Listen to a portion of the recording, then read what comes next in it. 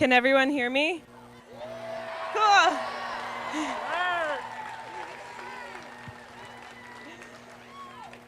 First off, I would like to say, holy shit. For real. For real.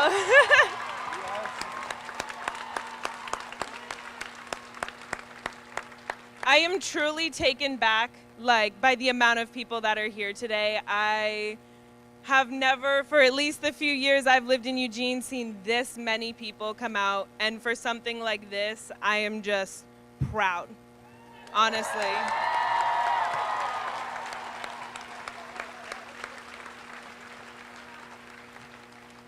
I'd like to start off by introducing myself. Of course, I know many of you have been following us on Facebook, and so you know, but for the people who don't, I'm Madeline Smith, and this is my brother Spencer Smith, and we're the organizers.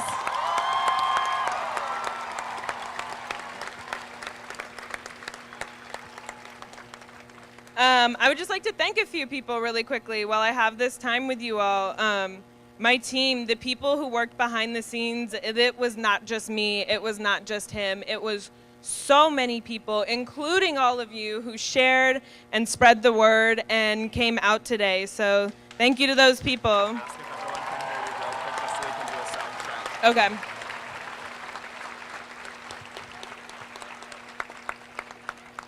Really quickly, I would like to ask if my people in the back can hear, if I can just get some hands. Yeah, okay. Thank you. I would like to, give a quick thanks to the many organizations who also helped back us. If I read the list, we would be here all day, but you know who you are. Thank you for supporting, and thank you for being out here. Yes.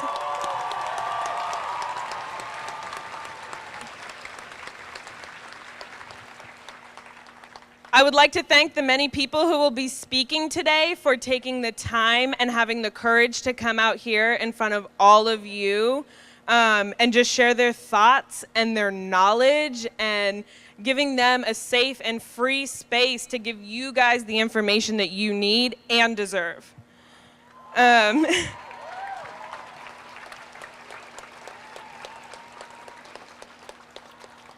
Lastly, for my thank yous is all of you guys. I am just for sharing, for spreading the word, those of you who couldn't be here, for donating, for taking your time to make masks and signs and just stand up, because you guys are truly going to be on the right side of history.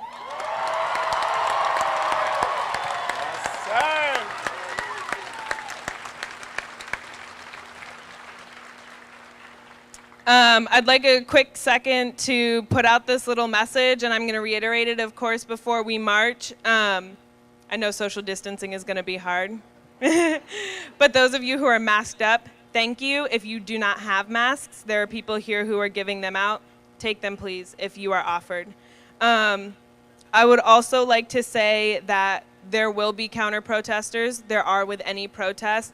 Thank you to you guys for coming out, regardless of hearing that info. That is true strength, I will say.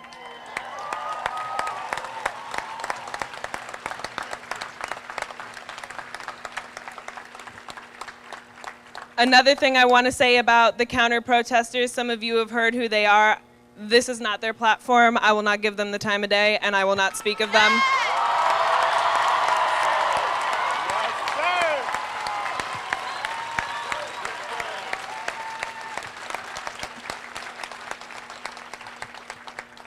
If you see them, if they speak to you, do not engage. You are above it. You are better than that.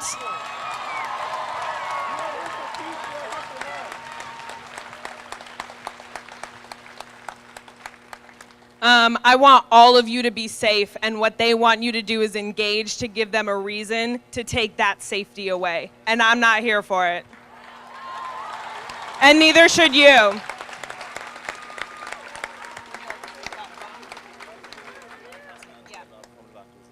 I would like to take one moment. I'm going to hand the mic over to my brother just to talk about phones and recording and kind of things like that. So, Spencer.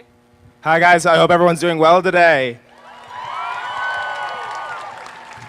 So one thing I wanted to cover right off the bat was performative activism. So we're not really here for that. So if you have a phone and you're posting on Instagram so you can say you're #woke, that's not what we're here for. Instead, what you can do is put your phone down, you can be present, you can hear these people speak, and then you can go home and donate and actually try to make real change.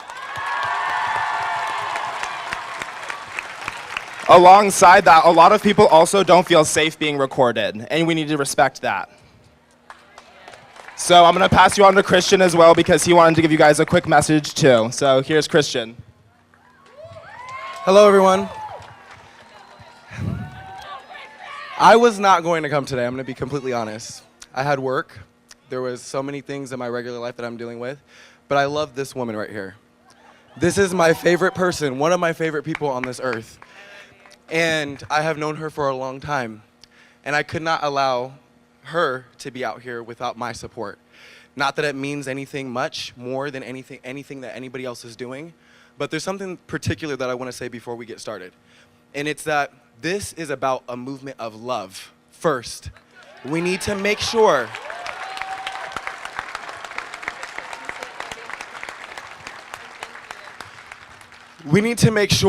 that we are focusing on what is right, that we are focusing on uplifting, that we are focusing on positivity, and that we are focusing on what matters, which is our lives as people. We have been fighting for far too long as Black people for things that are our rights, which is my breath, which is my mind, which is everything that I stand for. I am here. I will be heard. You will be heard. Period. That's it. But before we go out today, before we go out anywhere, take with you that this is something that us as Black people have been fighting for a long time, and it honestly is making me sick. Like right now, as I'm standing here, I can throw up right now. Like I want you to know that this is sickening. I'm tired. I don't know why I'm tired. I'm 23, just turned 23 3 days ago. I'm tired. We're all tired. We're young people and we're tired. So I'm asking, I'm challenging everyone who is not a person of color today, not to separate you, because we're together. We are all people. We're humans. We bleed the same. I love the sign out there that says we all bleed red. Shout out to you. I just want to say, though, this is something we've been fighting for a long time. So if you see any of our people, stand up extra. Don't be a bystander, be an upstander. This is things that I've been doing for years. Be an upstander. Uplift, okay? Spread love and be real. And let's go out there and show them what it's worth to live. Because we are worth living. We are worth living, okay? Let's go. I love you.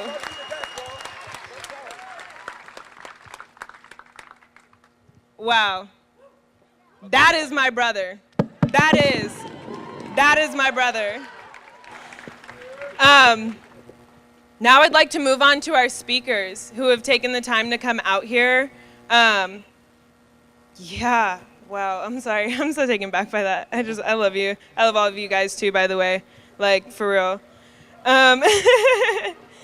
Now I would like to give the mic to head president of the NAACP here in Eugene, Ibrahim Coulibaly. You want to grab the other mic?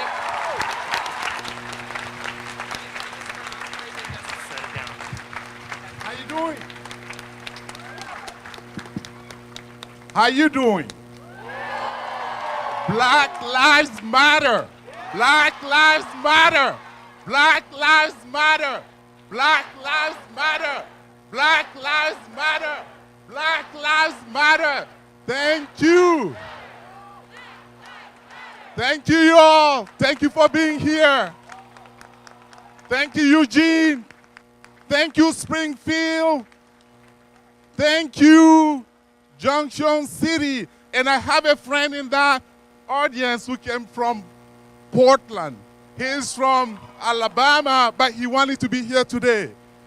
Thanks to all of you for being here this morning. Well, NAACP message is already here. Look at all the signs. That's what we wanted to convey. We already know that you are aware, you are woke. That's why we're here. So I want to talk a little more about what is next.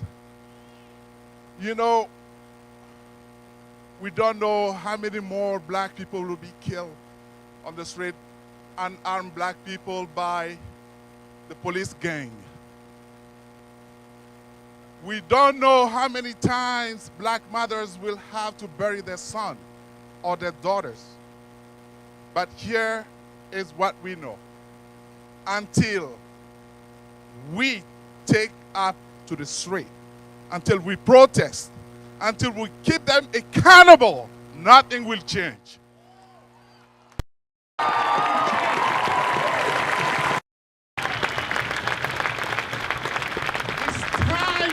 Organize. It's time for us to strategize. How do we do that? Vote. Vote. Run for election. From school board to governor. Run for election. Get the law changed. Who is your city council will determine who will be hired as your city manager. And that will determine who will be your police chief. We are sick and tired of them being always afraid for their lives. Come on, you're the most trained person on the scene. Yet you are afraid for your life while dealing with an unarmed black person. Blackness is not a crime. Blackness is not a crime.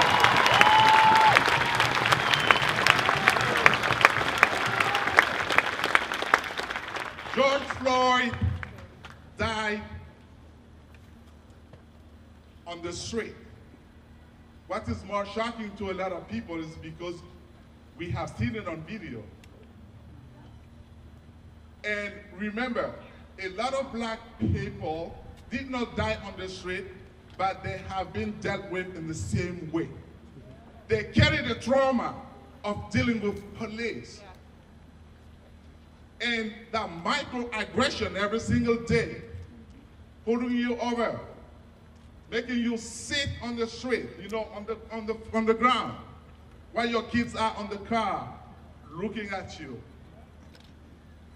We have that trauma.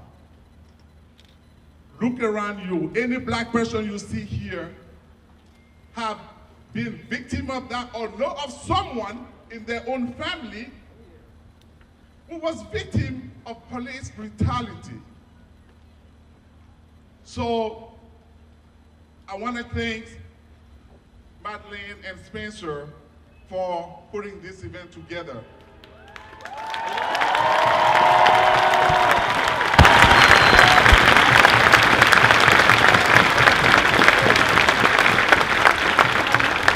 We are here again, and we don't want to come back here for the same reason.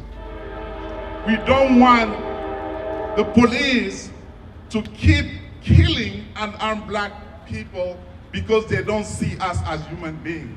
We're not asking for anything more, but we don't want to be treated like second-class citizens.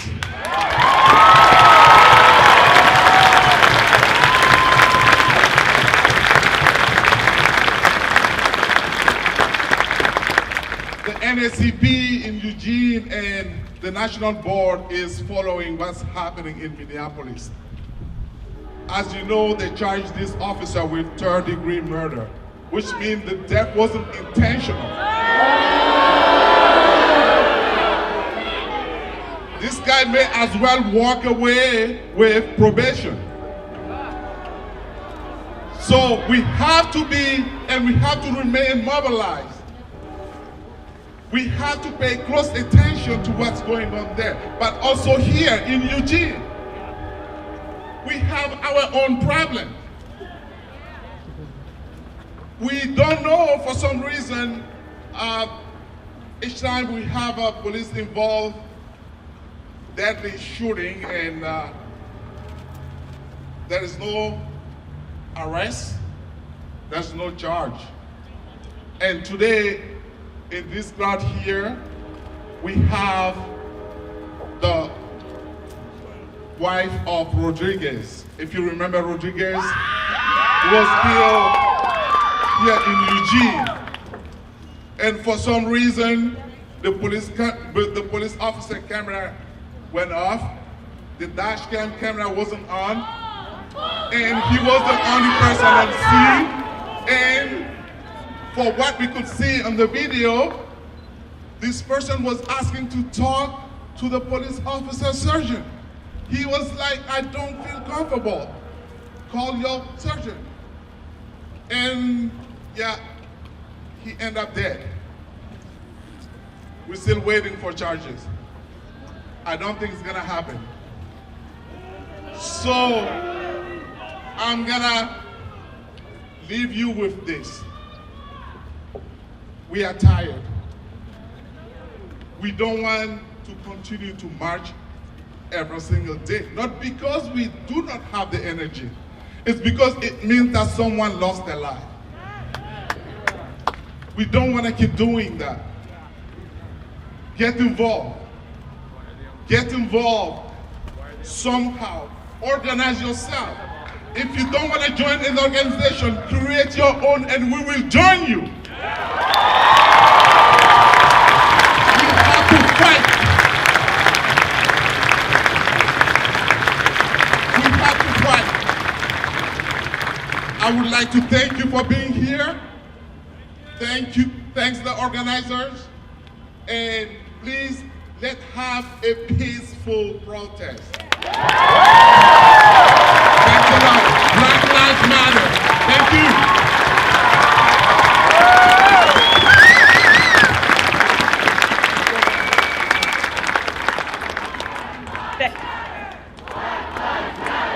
Black Lives Matter.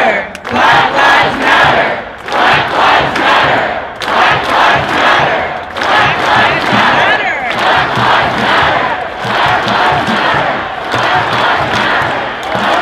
Say it loud, say it proud.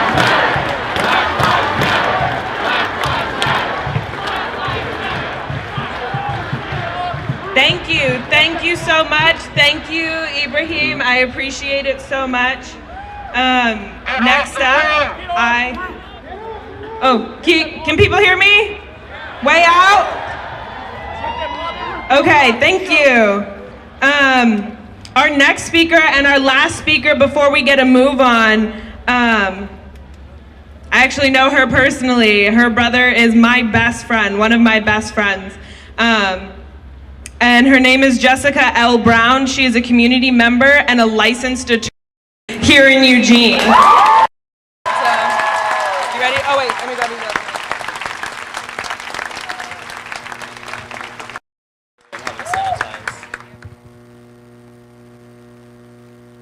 Hi, everyone. Yeah, sorry. Hello, everyone. Good afternoon. Thank you all for being here. Thank you to Spencer and Maddie for inviting me.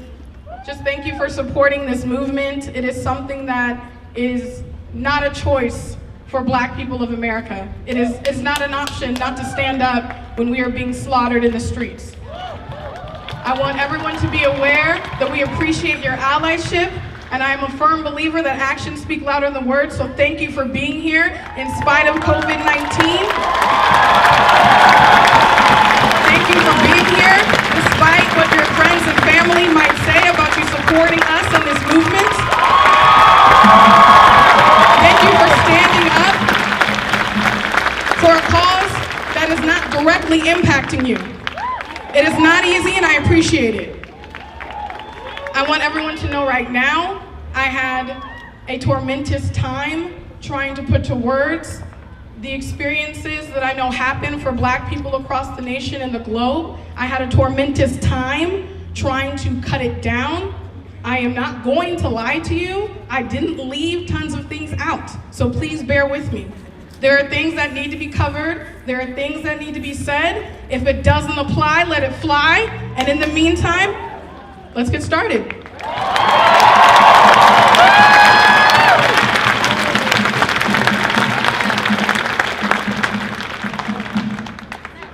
We are currently living in a time and in a nation in which there are two Americas. The white picket fence, nuclear family, all-American, apple-pied American dream and the American nightmare. We are living at a time in this nation in which the President of the United States of America, the leader of the alleged free world, took time from his elected post while the nation is suffering under the grip of COVID-19 and the chokehold of rampant historical and contemporary racism, oppression, and outcry, to quote Miami Police Chief Walter Headley in 1967, reigniting the phrase, "When the looting starts, the shooting starts."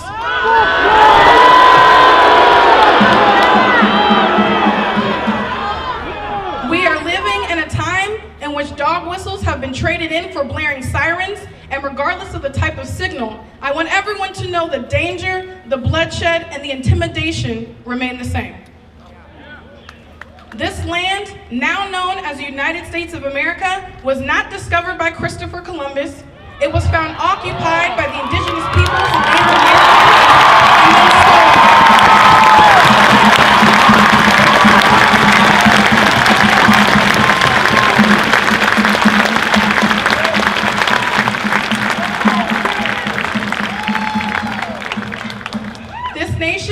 Has its birth tied in struggle. A struggle anchored in rioting, fighting, and breaking free from the tyranny of Great Britain was offering. You may have heard of its most notable event, the Boston Tea Party, the political protests that occurred on December 16, 1773 at Griffin's Wharf in Boston, Massachusetts. This is the same nation whose preamble to its Declaration of Independence has inspired many around the globe. We hold these truths to be self-evident, that all men are created equal, that they are endowed by their Creator with certain unalienable rights, that among these are life, liberty, and the pursuit of happiness.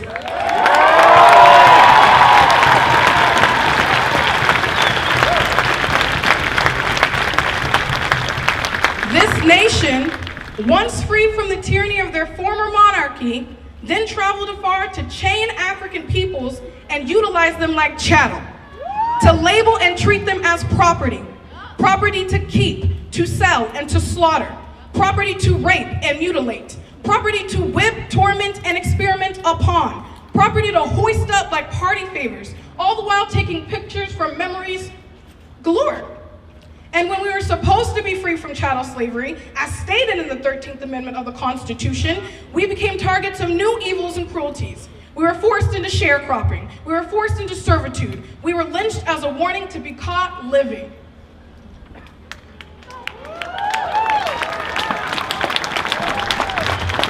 And as we continue to rebel against systemic racism and oppression that told us we were nothing, that we didn't belong to ourselves, that we were inferior to white people, we tried the civility route.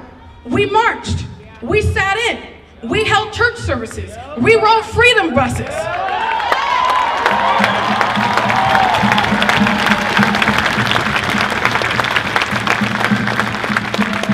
That civility was met with domestic terrorism.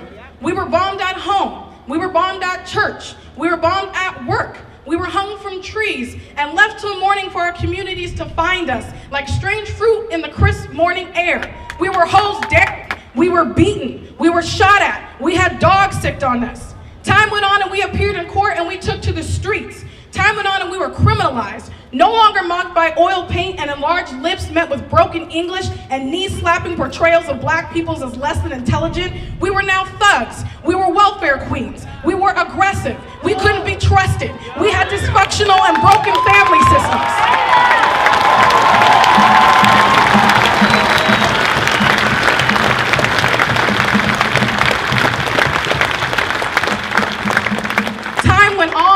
Our real names, once left to settle among the uncomfortable subconscious thoughts held by many but stored in silence, were now visible in the light.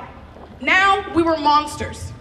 We were scaring the very people who took an oath to protect and serve, the very people trained, the very people whose occupation began with and is rooted in slave patrols.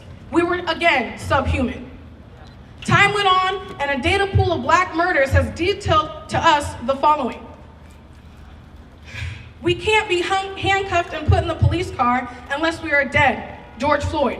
We can't go bird watching in Central Park, Christian Cooper. We can't go jogging, Ahmaud Arbery. We can't relax in the comfort of our own homes, Botham Sean and Atiana Jefferson.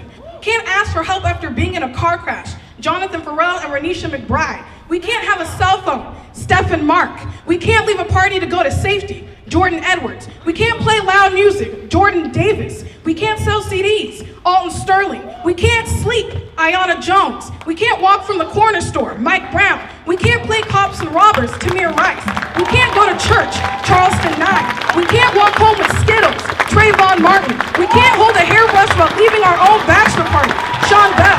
We can't party on New Year's. Oscar Grant. We can't get a normal traffic ticket. Sandra Bland. We can't lawfully carry a weapon. Philando Castile. We can't break down on a public road with car problems. Corey Jones. We can't shop at Walmart. John Crawford. And I bet you thought I was done. I'm not. We can't have a disabled vehicle. Terrence Crutcher. We can't read a book in our own car. Keith Scott. We can't be a 10-year-old walking with our grandfather. Clifford Glover. We can't decorate for a party. Claude Reeves. We can't ask a cop a question. Randy Evans. We can't cash our check in peace. Yvonne Smallwood. We can't take out our wallet. Amadou Diallo. We can't run. Walter Scott. We can't breathe. Eric Garner. And we can't live. Freddie Gray. And so many more that we're not on social media to be a hashtag for your consumption.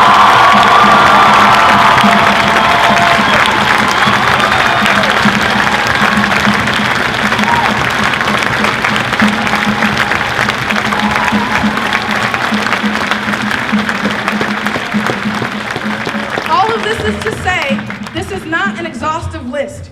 We have tried everything. We have tried marching. We have tried praying. We have tried pleading with America and with God. We have tried showing you the humanity that we know you know we have, but refuse to acknowledge. We are tired. There is no avenue in which we rebel and resist the systematically, specifically designed and generationally maintained oppression and state-sanctioned murder that would appease white comfortability. We are not here to make you comfortable. We are not here for your consumption of our music, our style, our athleticism, our skill, our dance, our food, our languages, and so on, in person or television. We will not rest until an unmitigated freedom is ours. I, like the Black family and community that bore and raised me, are not in the business of negotiating our humanity.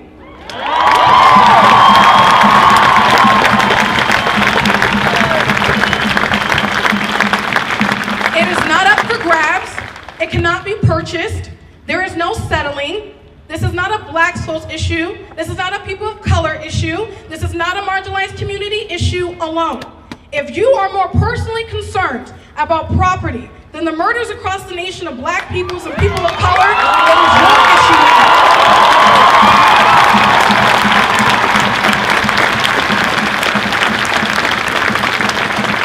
If you are more concerned about property than a human life, you are part of the equation and you are most certainly the problem.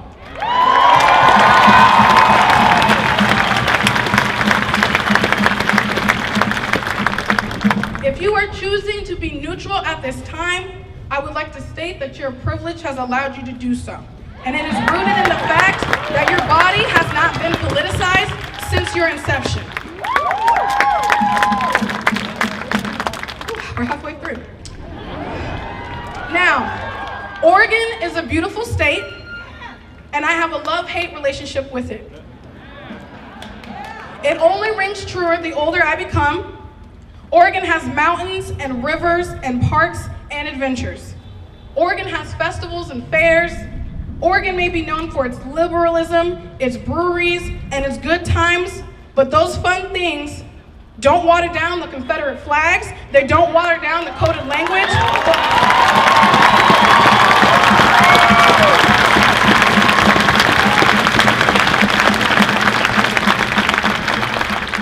And they do not water down the niggers I have endured from grade school to law school.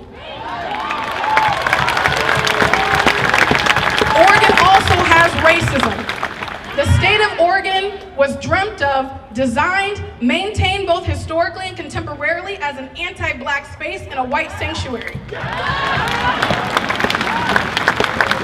Oregon gained its statehood in February 14, 1859. When Oregon was granted statehood, it was the only state in the Union admitted with a constitution that forbade black people from living, from working, or owning property here.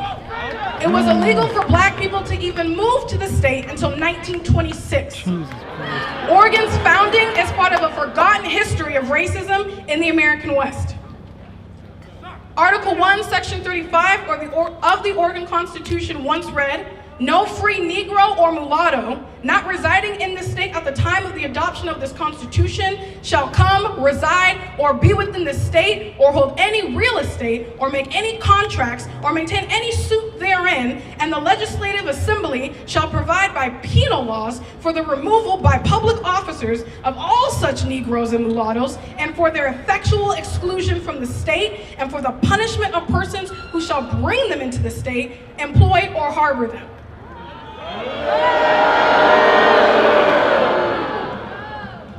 Data and analysis from a study done in Multnomah County, Oregon in 2019 by the W. Haywood Burns Institute report on racial and ethnic disparities showed that Portland police were more likely to arrest and search black people. An analysis of a traffic stop data found that Portland police searched African Americans at more than twice the rate of white motorists and pedestrians during a 12-month period ending in June. And during the same period, Portland officers also arrested black people at higher rates than whites. Those were the key takeaways of the state's first ever look at detailed demographic data collected by Oregon police agencies. The report was prepared by the Oregon Criminal Justice Commission, a state agency that serves as a clearinghouse for criminal justice statistics. Blacks were 8.3 times more likely than whites to be in jail pending trial in 2019, 4.8 times as likely as whites to have a case prosecuted, and 4.6 times as likely as whites to have a case resulting in conviction, according to the report. According to District Attorney Rod Underhill, there is a lot to learn from this most recent report, but whether disparities exist is not one of them. We know that to be true. All of this data and so much more, for which I do not have the proper time to address, only shed light on what we already know. Racism is alive and well. We are speaking out because we have seen it outlive our ancestors, our grandparents and parents, our presidents and politicians, our musicians, our civil rights leaders. As time, technology, and communities advance, so does it. It is a seemingly timeless trend. For those spouting calls for unity and love and the end of divisive state, country,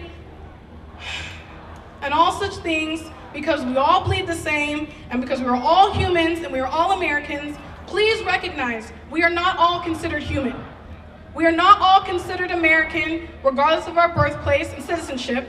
We are not all bleeding in the street. We weren't then and we are not now. Please turn on the news and sit in your uncomfortability and take in the scenery like we have to.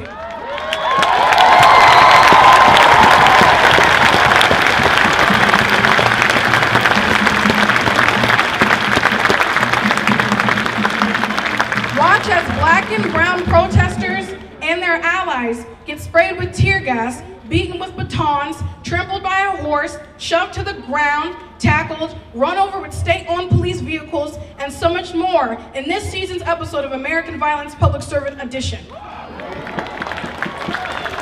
Then watch the people you consider to be good, kind, giving, and caring making arguments for police violence and for the murders of black people by vigilantes.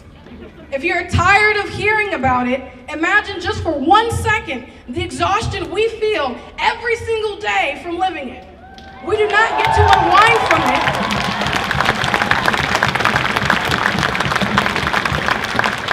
We do not get to unwind from it with a glass of wine or a nice beer after work. It is plaguing. It is relentless. If you are tired of hearing about it, then do what you should have done centuries at this point and acknowledge it. Please understand, ignoring it is not doing anything to the issue.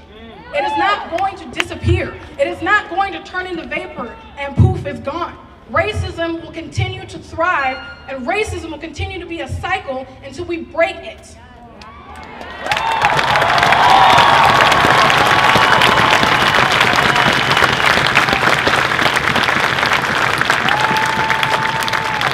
Stop looking to black and brown folks to press protest your way, to call out racism in your way, to call out the policing of predominantly black neighborhoods in your way, to call out the militarized police state in a way that preserves your comfortability, please stand up and speak out.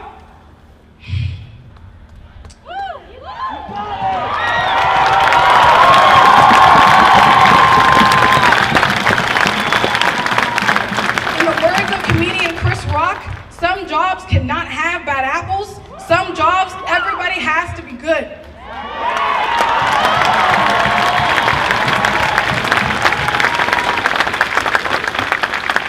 I would like to take the time to address something that happened a couple nights ago. And in regard to the looting and destruction that took place against the pleas of black organizers in the city of Eugene, Oregon, downtown on Friday night, May 29th, 2020, choosing to co-opt an initial peaceful protest as a way to justify looting and destruction is vile.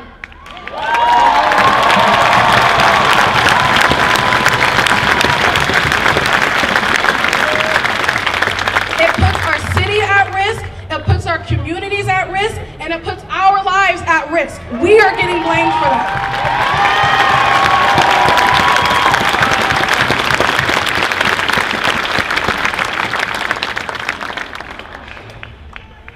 I say all of this knowing threats could be made on my life, and I want everyone to know and to be aware that threats are on all of our lives, including the organizers of today's protest and all others who work and who are people of color speaking out against racism. Because the devil works hard, but racism works harder.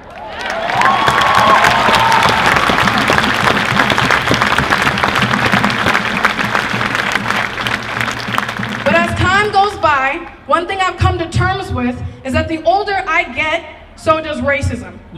When I was in elementary school, I thought to myself on many occasions, I just have to wait for the racist to die. And by middle school, I became accustomed to the reality that it doesn't work that way. Racism is a system. It is structural. Whiteness serves to protect itself, and privilege is one of many of the master's tools. Racism doesn't end regardless of my good deeds or community involvement. It hasn't been stifled by my degrees in education. My civility hasn't rendered it futile. It hasn't been killed with kindness. It persists.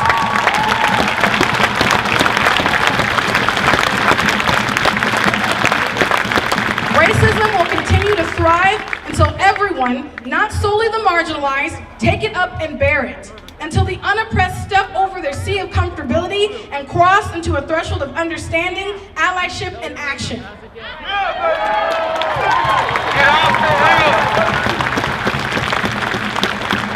Assata Shakur stated it best when she said, "Black revolutionaries do not drop from the moon.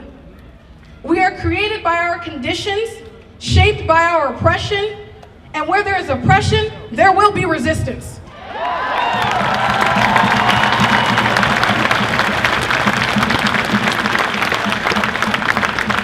I implore everyone, every single person here, not only around the nation, but around the world, to be so disgusted and to be so appalled by the past and the present that you have no choice but to hold yourself and everyone around you to a higher standard for the future.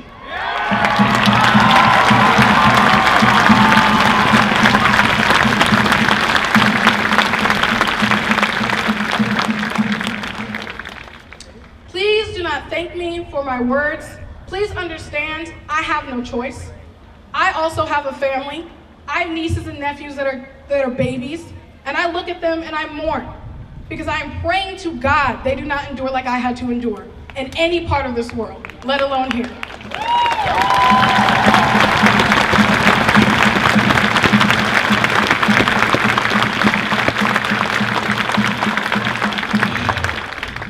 I would like to end with this.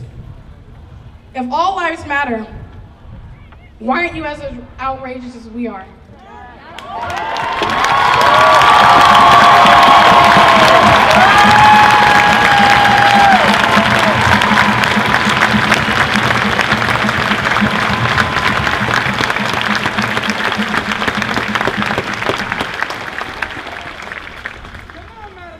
And with that, I gotta say, a fucking men. Preach! Preach!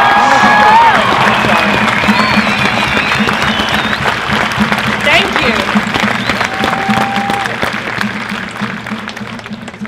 Really quickly, before we get a move on, I'd like to say, I noticed people on the roof. Thank you for the support, but could I please ask you to get down because I care about your safety. I do, I don't want you guys to fall.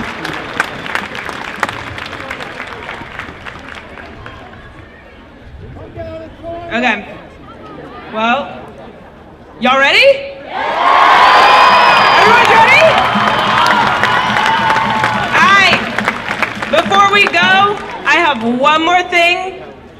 I have spoken to some of you have reached out to me, and I have actually met a few of you here today who have been strucken with the tragedy of losing people due to police brutality.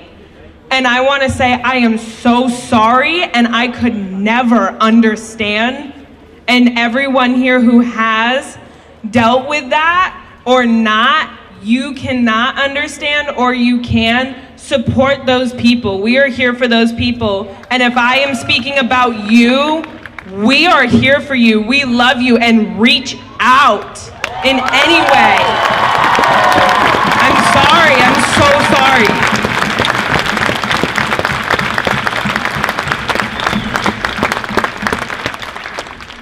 All right, let's get it popping. Let's go.